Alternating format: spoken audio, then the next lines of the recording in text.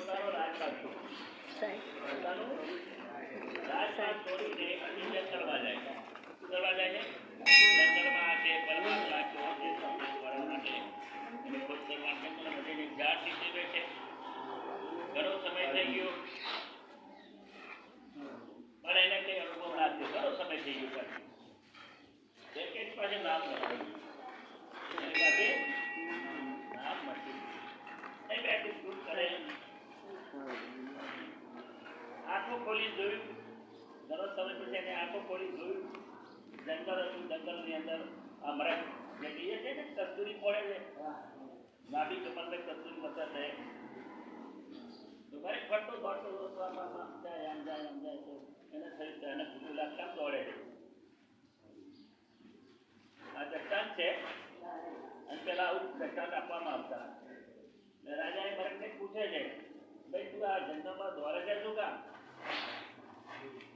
આટલી મોટી દોડાદોડ કરવાની આટલી દોડાદોડ શું કામ કરે છે? રાજા એ મરકને પૂછ્યું. મરક કે મને કસ્તુરીની સુગંધ જે આવે છે ને એટલે કસ્તુરી ફોડું. પણ એને સત્સંગમાં એક વાત સાંભળેલી કે ના મગની નાભીમાં કસ્તુરી હોય. રાજાએ સાંભળ્યું એટલે કે આ જંગલમાં તું સુકામ કરતા કસ્તુરી તો તારી નાભીને તારી પાસે છે. હા તને વિશ્વાસ ના આશા માણસની હંમેશા રહેતી હોય છે, કોઈ મટતી નથી. તૃષ્ણા હંમેશા માણસ રહેતી હોય છે, બધા મટતી. આશાના તૃષ્ણા કોઈની જતી જ નથી. એ મરકને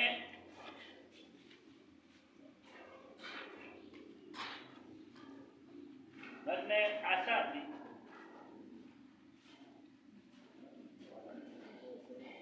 તૃષ્ણા તો મરવા ના દેતી પણ એને એમ હશે પૂરું એને વિશ્વાસ ના થયો હશે એટલે પાછળ જવાની વિચાર કરે શું કામ કે રાજા શું કામ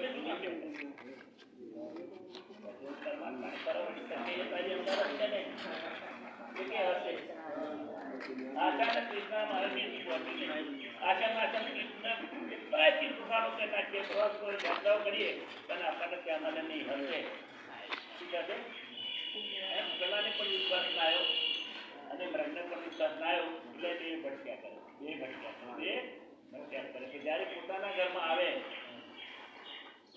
ત્યારે એને ભટકવાનું બંધ થાય. અહીંયા સતુરી વાત બતાવી કસ્તુરી का मर्द जो फिरी फिरी ढूंढे घास બધા ઘાસ પત્તા પર ફરે છે કે ખુશ્બુ ક્યાં સુગંધી ક્યાંથી આવે પણ એને ખબર હતી નહીં કે મારી અંદર છે એટલા માટે ભટકે છે. પરમાત્મા આત્મા હંમેશા અંતરહિત છે. પરમાત્મા જે છે ને આત્મા અંતિમ ભેદ છે. બે અંતરહિત એની અંદર નહીં બતાવતા છતાંય પરંતુ અજ્ઞાની અને ભ્રમિક લોકો હોય તો એને ભરમાઈ દે. શું કરે?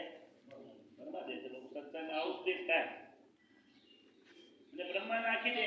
તે વખતે બ્રહ્મા નાખી દે કેમ કે પેલા ભરતને પણ ભ્રમ બેઠો અને રાજાને પણ ભ્રમ સંશય ના આવ્યું અને એટલા માટે પ્રાપ્ત કરી શક્યા.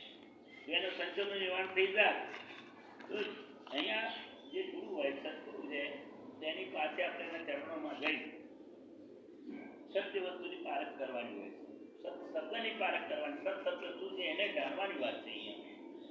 એટલા જ માટે વસ્તુ કઈ ખોજત કઈ ખીચડી જે આવે હાથ તમે કહ્યું કેવી રીતે આવે? હાથ કેવી રીતે આવે? કહે કવિ સબ પાઈએ ભેદી લીજે સાથ. ભેદી સાથ હોય તો આપણને મળે, ભેદી ના હોય તો મળે. જાણકાર હોય એ વસ્તુ આપણને જાણ કરાવે એને જાણી શકીએ નહીં. ભેદી લીજે સાથ ભેદી જોઈએ. ભેદી લીના સાથને દીનની વસ્તુઓ બાદ ભેદી સાથમાં હોય તો આપણને એ વસ્તુ બતાવી દે, એ વસ્તુની ઓળખાણ કરાવી દે, એક વસ્તુનો અનુભવ કરાવી દે. કોટી જન્મ કા પંથ था. કોટી જન્મનો પંથ 84 લાખ યોની.